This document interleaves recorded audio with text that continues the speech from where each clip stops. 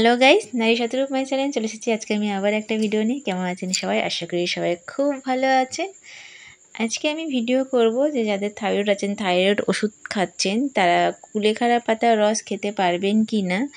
আমি নিজে খাই থাইরয়েডের ওষুধটা, কিন্তু আমি কুলেখাড়া পাতার রস আমি মাঝে সাঝে খাই।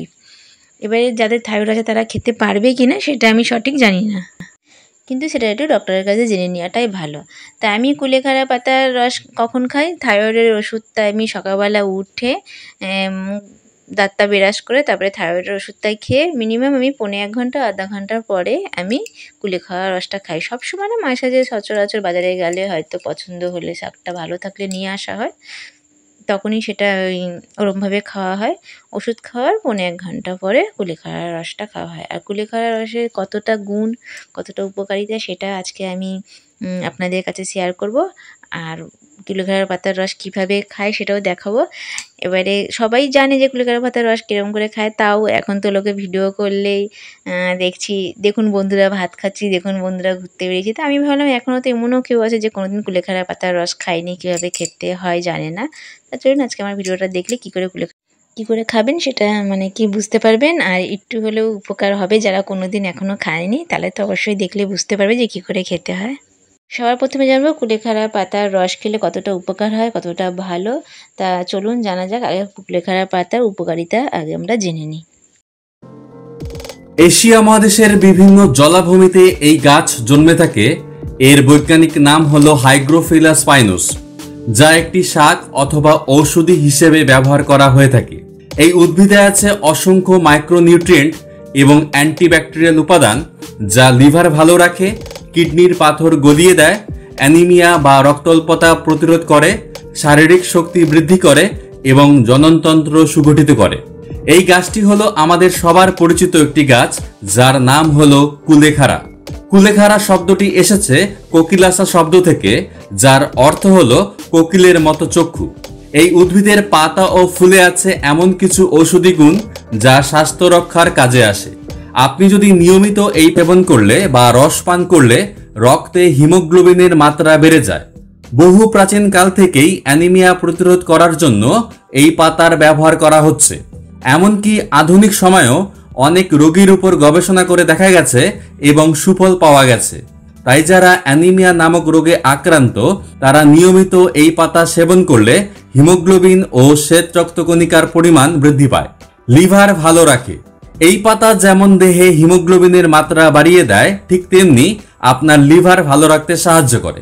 এছাড়াও খাবার হজম করতে এই পাতা সাহায্য করে থাকে, কারণ এতে রয়েছে পাচন সহায়ক বিভিন্ন এনজাইম। তাই নিয়মিত এই পাতা সেবন করলে আপনার লিভার ও পাকস্থলী ভালো থাকবে। কিডনির পাথর গলিয়ে দেয়। যারা এই পাতা সম্পর্কে বিশেষ কিছু জানেন না তাদের বলে রাখি, কিডনির স্টোন বা পাথর দূর করতে এই পাতা বিশেষভাবে সাহায্য করে থাকে।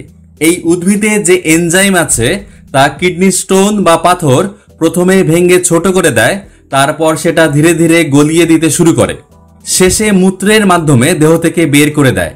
তাই আপনি যদি এই রোগে আক্রান্ত হতে না চান তাহলে এই পাতা সেবন করতে পারেন। দেহকোষে পুষ্টি যোগায়। কোষের সঠিক বিকাশ ও বৃদ্ধির জন্য প্রয়োজন মাইক্রোনিউট্রিয়েন্ট, যা এই পাতার মধ্যে প্রচুর পরিমাণে পাওয়া যায়। এছাড়াও এর মধ্যে আছে আরো অনেক ক্ষারীয় উপাদান যা আমাদের কোষের বিকাশের জন্য খুব প্রয়োজন। তাই আপনার ডায়েটে এই পাতা রাখলে দেহকোষ সঠিকভাবে পুষ্টি পাবে। এর ফলে শারীরিক শক্তি বৃদ্ধি পায়। জননতন্ত্র সুগঠিত করে। যেসব মহিলারা সদ্য মা হয়েছেন তাদের জননতন্ত্র সুগঠিত এবং উন্নত করতে এই পাতা বিশেষভাবে সাহায্য করে থাকে। এছাড়াও এই গাছের পাতা ও কাণ্ড ফুটিয়ে সেদ্ধ করে সেই জল পান করলে মাতৃত্বকালীন যে অতিরিক্ত ঋতুস্রাবের সমস্যা হয় তা অনেকটাই কমে যায়। আসলে এই পাতার মধ্যে রয়েছে সেই গুণ যা রক্তক্ষরণ প্রতিরোধ করতে পারে। অনিদ্রা দূর করে। আপনি যদি এই উদ্ভিদের মূলের রস 2 থেকে 4 চামচ সেবন করতে পারেন তাহলে অনিদ্রার মতো সমস্যা খুব সহজেই দূর হয়ে যায়, কারণ এতে রয়েছে এমন সব রাসায়নিক উপাদান যা আপনার স্ট্রেস লেভেল কমায় ও নার্ভাস সিস্টেমকে শান্ত রাখতে সাহায্য করে। এর ফলে খুব সহজেই অনিদ্রার মতো সমস্যা দূর হয়ে যায়। তাই আপনি যদি এই রকম সমস্যায় ভুগে থাকেন তাহলে এই ঘরোয়া উপায়টি প্রয়োগ করে দেখতে পারেন। ক্ষতস্থান নিরাময় করে। এই পাতার এই উপকারিতা হয়তো অনেকে জানেন না। কোথাও কেটে গেলে সেখানে যদি অল্প করে কুলেখাড়া পাতা থেতো করে লাগানো যায় তাহলে দারুণ উপকার পাওয়া যায়। এই পাতা লাগালে রক্তপাত বন্ধ হয়ে যায় এবং ক্ষতস্থান তাড়াতাড়ি শুকিয়ে যায়।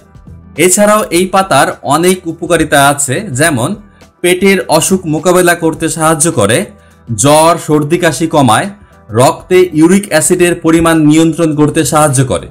এই সব উপকারিতা পেতে আপনার খাদ্য তালিকায় এই পাতা অবশ্যই রাখা দরকার। এখন আমরা জানব এই পাতার খাওয়ার নিয়ম। এই পাতা আপনি নানাভাবে সেবন করতে পারেন। এই গাছের কাণ্ড, পাতা, মূল এবং বীজ সবটাই ব্যবহার করা যায়। আপনি যদি এই উদ্ভিদ থেকে উপকারিতা পেতে চান তাহলে কাণ্ড ও পাতার রস সেবন করতে পারেন অথবা শাক হিসেবে রান্না করে খেতে পারেন। যদি সরাসরি খেতে আপনার কোনো অসুবিধা হয় তাহলে আপনি কুলেখাড়া টনিক ও পাউডার সেবন করতে পারেন। এই পাতার প্রচুর উপকারিতা আছে, তবে এই পাতা সেবন করার আগে আমাদের বিশেষ কিছু বিষয়ে সতর্ক ও সচেতন হওয়া প্রয়োজন।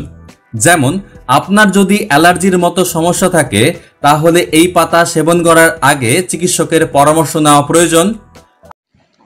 আমি কুলেখাড়া পাতার রস কিভাবে খাই আপনাদের সঙ্গে শেয়ার করলাম। কুলেখাড়া পাতাটা ভালো করে ধুয়ে বেছে নিয়েছি, মিক্সিতে দিলাম, সামান্য একটুখানি জল দিলাম, দিয়ে ওটাকে পেস্ট করে নিয়ে ছাঁকনি দিয়ে ছেঁকে দেখুন আমার কুলেখাড়া পাতার জুস একদম কমপ্লিট। আমি সকালবেলা থাইরয়েডের ওষুধ খাওয়ার 1.5 ঘন্টা পরে আমি কুলেখাড়া জুসটা খেয়ে নিলাম। কি সুন্দর খেয়ে নিলাম দেখুন। এটা দিয়ে ছোটোবেলায় খেতাম তাহলে শরীরটা হয়তো খারাপ হতো না, ভালোই থাকতো।